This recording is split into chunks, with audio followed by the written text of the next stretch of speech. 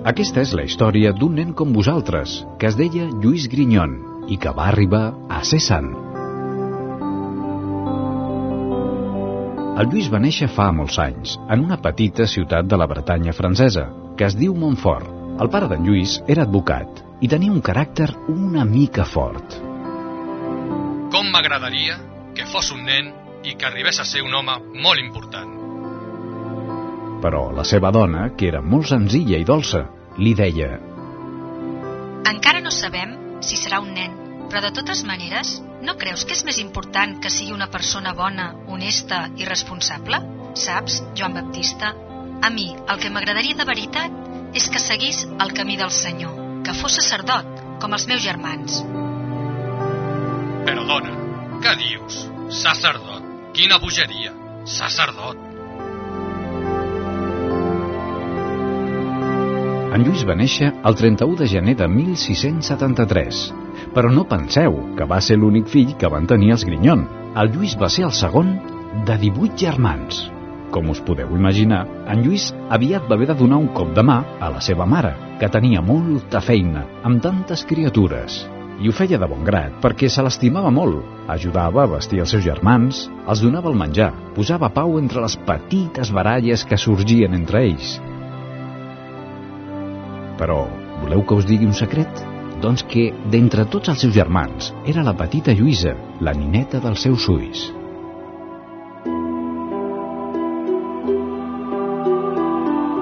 Lluís, què fas?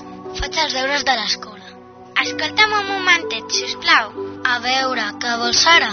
És que avui he vist que en el Prat de Dalt hi ha unes flors liles molt boniques i voldria agafar-ne algunes per fer corones per mi i per les meves amigues. Apa, Lluís, m'acompanyes a agafar-les? Molt bé, anirem al Prat i agafarem moltes flors. Quan n'haurem agafades una pila, en farem un ram immens i tots dos les portarem a una reina de veritat, que jo t'ensenyaré. Vols? Una reina de veritat? Jo crec que vull veure-la. Després de collir les flors, en Lluís va anar amb la seva germaneta a les runes d'una capella i li va ensenyar una imatge preciosa de la Verge Maria, intacta gràcies a la protecció d'unes pedres molt grans. Mira, Lluïsa, aquesta és la reina de totes les reines, la mare de tots. Vetlla per nosaltres i per tothom. Jo vinc cada dia a parlar amb ella. Li explico el que he fet, el que he vist, el que penso, i després li rezo el rosari.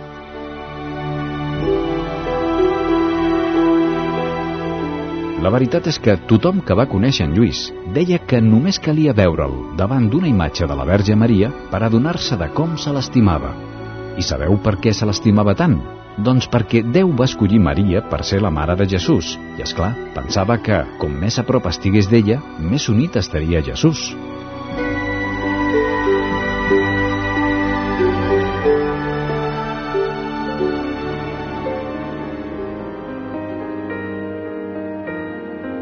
En Lluís, com tots els nens, també va anar a l'escola. Els seus mestres deien que va ser un alumne molt bo, que mai no va fer una entremaliadura, que feia el seu treball sense que ningú li digués què l'havia de fer i que mai no va rebre un càstig. També li agradava molt de pintar i dibuixar.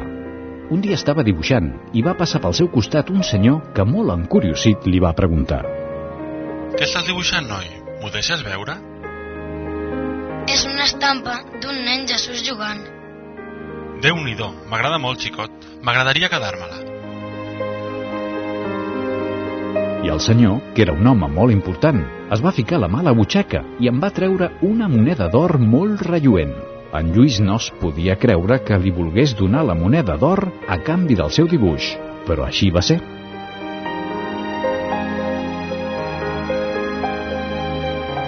Quan en Lluís anava cap a casa amb la seva carpeta de dibuixos sota el braç i la moneda a la mà, va veure una dona amb la tristesa reflectida als seus ulls, que demanava una almoina per caritat.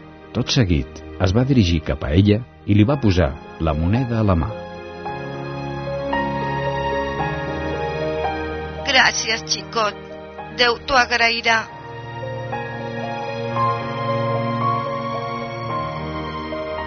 En Lluís va respirar fort. El seu cor bategava amb força de l'alegria que li va proporcionar veure aquell somriure a la cara de la dona.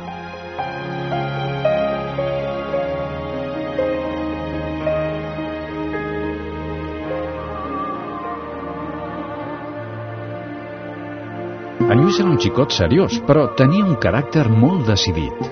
Un dia va veure que un grup de companys havia fet una rotllana al voltant d'un noi que anava molt mal vestit i que reien i burlaven d'ell. Però què feu? Us rieu perquè no va tan ben vestit com vosaltres? Us n'hauríeu d'avergonyir. Guaita, en Lluís. Si semblava que no tenia llengua. Home, tampoc és per posar-se així. Només era una broma. Una broma? És que penseu que perquè vosaltres aneu ben vestits sou millors que ell? Esteu molt equivocats. El que es veu des de fora no té cap importància. És la persona el que s'ha de valorar. Ara mateix, entre tots, reunirem tot el que puguem per comprar-li un vestit nou.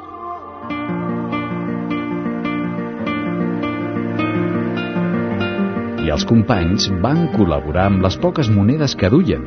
Esclar, amb els diners que van reunir no n'hi havia prou com per comprar-li un vestit nou. En Lluís va agafar el noi del braç, va anar directament a la sastreria i molt segur li va dir al sastre: Bon dia, aquest és tant germà meu com vostre. Porto aquests diners perquè li feu un vestit nou. Si això no arriba, vostè afegeixi la resta. El sastre es va quedar bocabadat davant de la resolució d'en Lluís i va pensar: impossible de negar-li res a aquest noi.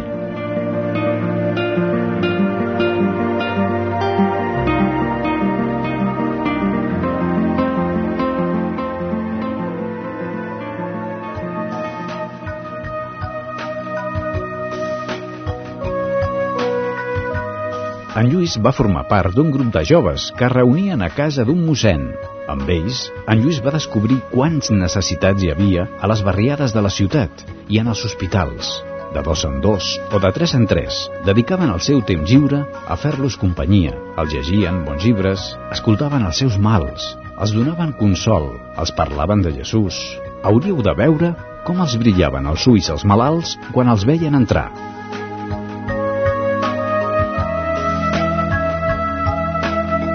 A vegades, quan els seus companys veien que dedicava molt més temps que ells als necessitats, li preguntaven: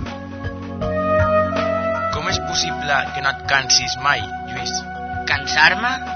Com podria cansar-me jo? Però encara no ho heu entès?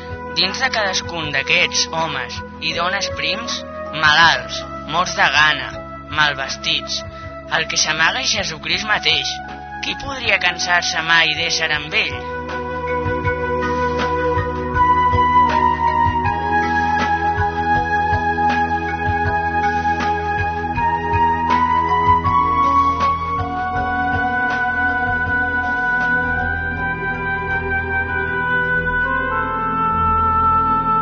Amb el temps, en Lluís havia deixat de ser un nen i esdevingué un home de 20 anys. Havia de decidir què faria a partir d'aleshores. Va anar, com sempre, a veure la seva Mare del Cel.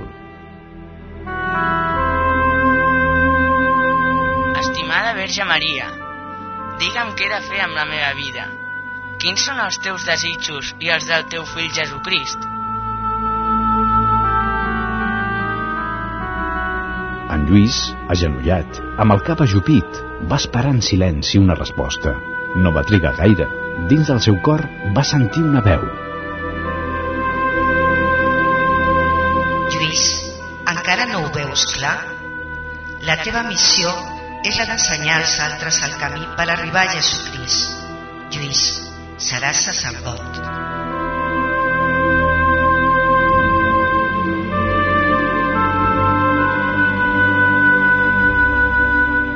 En Lluís va marxar a París per tal de preparar-se bé per complir la missió que li havia encomanat la Verge Maria. 8 anys després, en Lluís va ser ordenat sacerdot. Va celebrar la seva primera missa i la va oferir a la Nostra Senyora.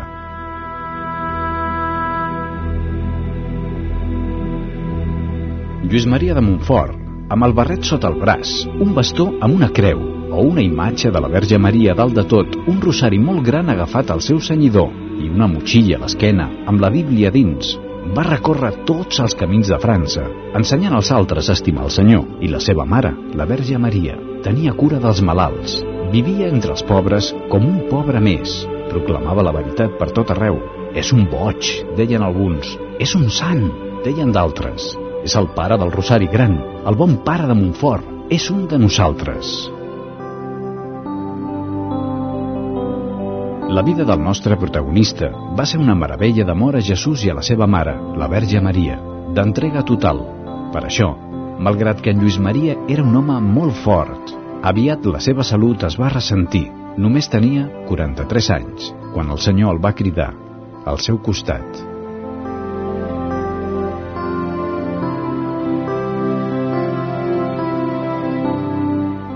Molts anys després, l'Església va reconèixer en Lluís Maria com un exemple de vida i el va proclamar sant.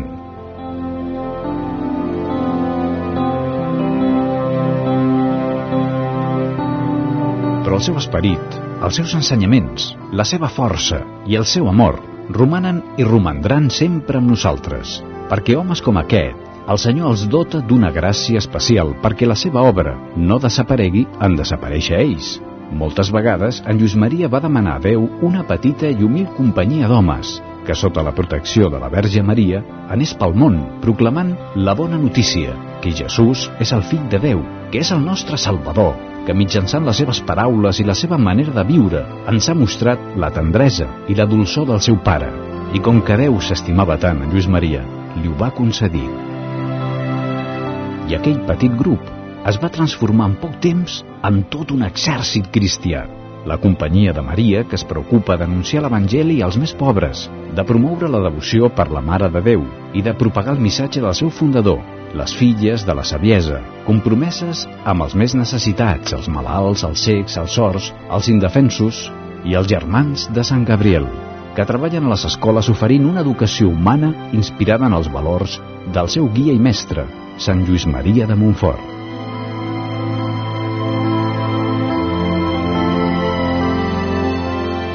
Tots plegats formen una gran família, la família montfortiana, a la qual vosaltres també pertanyeu, una gran família que va iniciar en Lluís Maria Guignon, aquell nen, un nen com vosaltres, que va néixer a Montfort fa molts anys i que un dia va arribar a ser sant.